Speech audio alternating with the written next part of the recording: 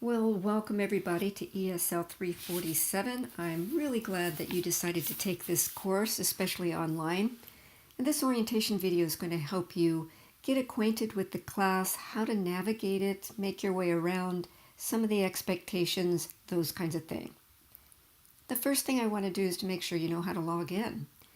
So starting from the Saddleback home page, which is saddleback.edu, you will see right up here that there's a little navigation link called Canvas. You want to click on that, and you're going to come to a login page. You're going to put your username. Your username is generally your first initial, last name with the number right after it, whatever number that was assigned to you. I'm not talking about your student number. So let's say your first name is Stevie, last name is Daniels, and that the college gave you the number of 2 or number of 1. You're going to put that in, so whatever your login is, and then the password, whatever the password was that was set up when you first came in. Okay, that could be your PIN number with 2 zeros at the end of it, or whatever password that you might have set up. I do want to let you know that there is Saddleback Student Help, which everyone, you really need to know about this, because if you're having trouble logging on, you don't need to come to me as the instructor because I can't do anything about that. It will need to be by the tech support. So if you get to the Canvas page and for some reason it's not letting you come in, click on the Saddleback Student Help. It's going to take you to this page, the Student Technical Support page. During the regular business hours over here, Monday through Thursday from 8 a.m. to 8 p.m. and Friday from 8 to 2, if you're having a problem at all you have to do is call this number right here, 949-582-4363. You can also chat with technical support. So you just need to click on that link, and if they're open during those hours, they can come and chat with you if you're comfortable with that. But the chat is offline right now because it's a Sunday, so they're not going to be open right now. Okay? We'll come back here, but you can do that during their regular hours. Now, after hour support are during the times that they're not open, that's after 8 p.m. or not at night, or after 2 p.m. on Friday, or on weekends. What you'll want to do is you'll want to call the Canvas number here. So anytime you're having any problem or you don't understand about something in Canvas, that's the way you can go and get support. There's also Canvas Basics for Students. So if you're not really familiar with Canvas, you can go to the student videos and that will help you as well. I'll link out to that in just a second. But notice also on this page, if you don't know what your username and password is, if you can't get into your student email, what should I do before my online class begins? Different things like that. So this is a great page for you to bookmark or just remember how to get there. Remember, it was right off the Canvas page, and it will help you. So if you go Canvas Basic for Students, it will take you out to the Tutoring Center, the Saddleback Technical Support.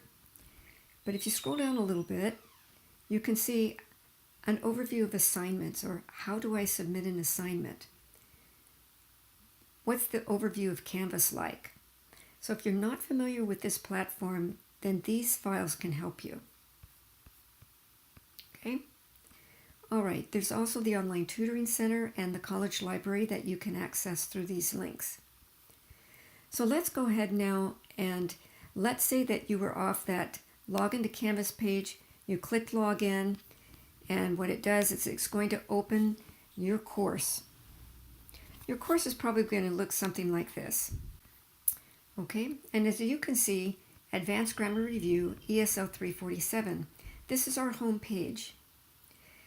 And over here, there's going to be a to-do list of anything that's an assignment. And one of the assignments that you have is to introduce yourself on the discussion board, but we'll get to that in a little bit. What you can find out what to do is you click on week 1. Week 1 takes you to the modules. And in the module, you can see everything that we are going to do for week 1. It's very important for you to always click on what to expect, because every week I'm going to have what to expect for that week. And there's something in this file, so don't just look under here first. Go ahead and click it. And once you click that, this will give you an overview of what we're going to do during the week. It's a snapshot, a very quick cheat sheet to help you know exactly what to do. Fortunately, even though we have some assignments to do in the book and we have videos to watch, it's a fairly easy week because we're going to be getting used to our platform. We're going to be getting used to our course. I want everybody to get logged in, comfortable, and familiar with everything. Yes, we do have things that we're going to do, but it's all doable, and I'll make sure that you have time during the week to do that. Okay, so it's very important to click on week 1. Now, you can get to the next page by either going back to modules, but a real easy thing to do is if you scroll down here, there's a next button. And on the next button, it will show you what's next in line. You can see there's Miss Daniel's introduction. So I have created a video giving you some of my interests and hobbies and a little bit about my life, just a way to get you interested in doing the same. I think for an online class to be successful, we talk to each other, we learn about each other, and we're going to be doing a lot of that in this class. This is not a open the class, read the textbook, take a text, you're done. We're going to be talking to each other, doing projects, working in the book, playing games. It's really going to be an interactive class, and I hope you're going to find it a lot of fun. And yes, it's work, but you're not going to learn if there's no work involved, right? But I'm going to try to make it as interesting, as engaging as possible. But you're going to need to come in and participate a lot. To be successful, you need to log in several times during the week, not just once, but log in 2 or 3 times during the week. Make sure you buy the book and make sure you keep up. And then I believe you're going to have a good time. So you'll click on this video here and you watch that, and you'll find out about me. And then you're going to click next here. And now it's your turn.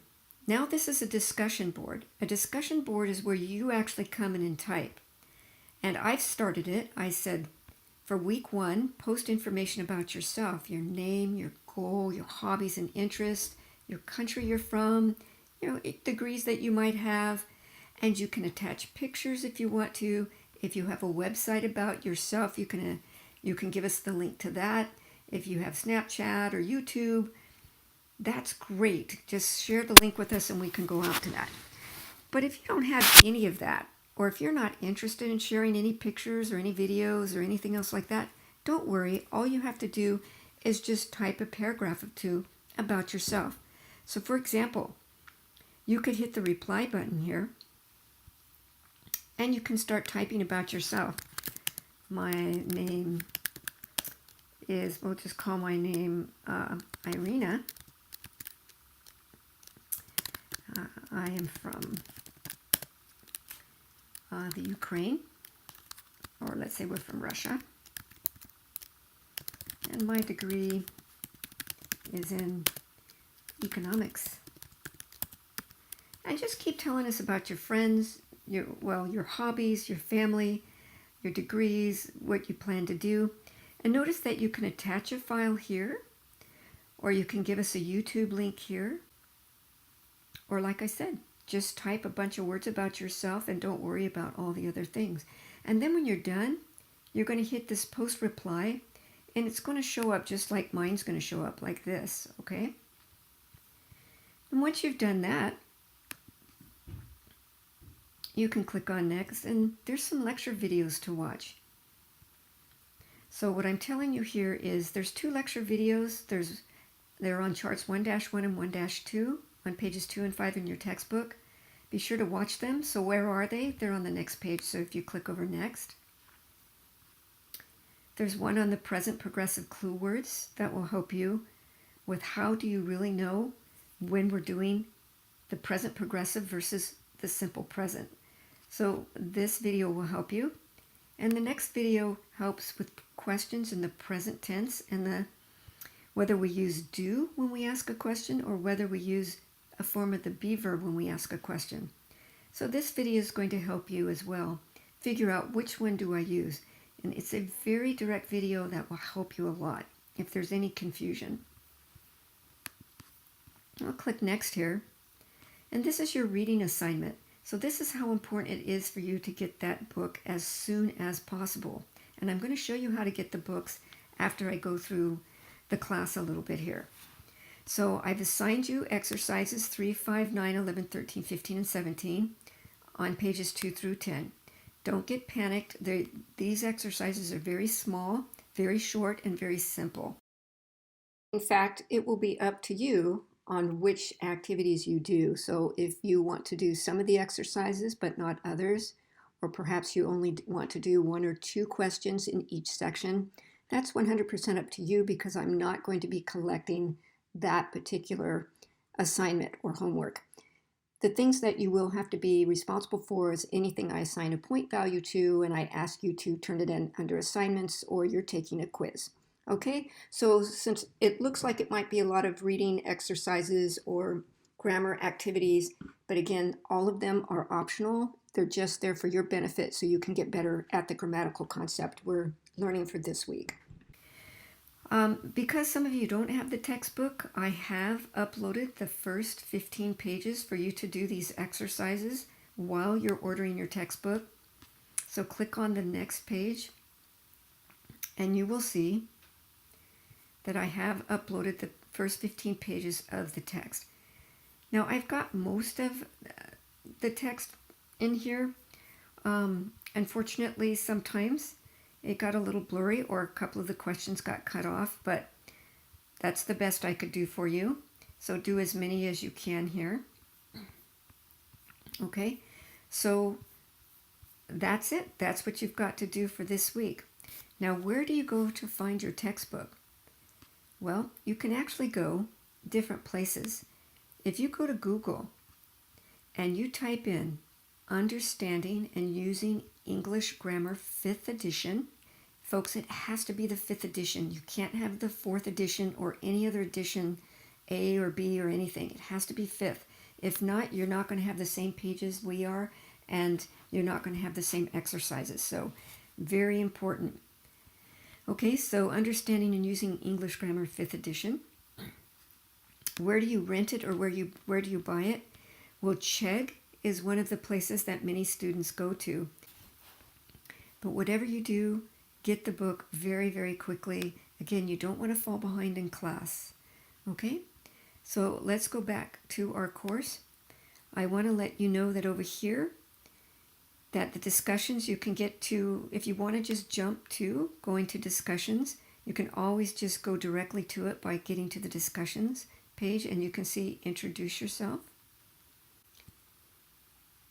We also have I have a question discussion board, and this is important for you because it's always going to be on top and it's always going to be available for you.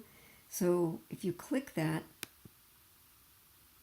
this board is for all students to post a question whenever he or she has anything about the question, about the readings, the assignments, the projects, issues you might be having. And I encourage all students to help each other if someone's having a problem or needs guidance. Any student can jump in and answer the question. In fact, if a student will help another student in this forum, and again, the forum is going to be open all semester in case you just need help on anything, make sure that you just click reply, and you could say something like, let's see, I got confused on exercise 3.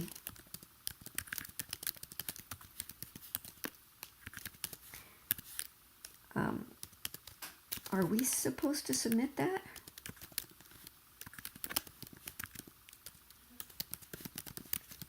So maybe you got lost and you just really don't know. So what I want you to do is put it in an I have a question board before you email me, and let someone be able, and then you just post your reply and let someone be able to come in and answer you to help you out. So this could be on anything. And when students do this, I like to award participation points for that, because what it's telling me is that you're active in this class that you're willing to help out other students, and that you're involved. And I really, really look very positively on that when students help each other out that way. Okay, so take full advantage on the I Have a Question forum. It's there for you. Okay, welcome to ESL 347, and I can't wait to see you online.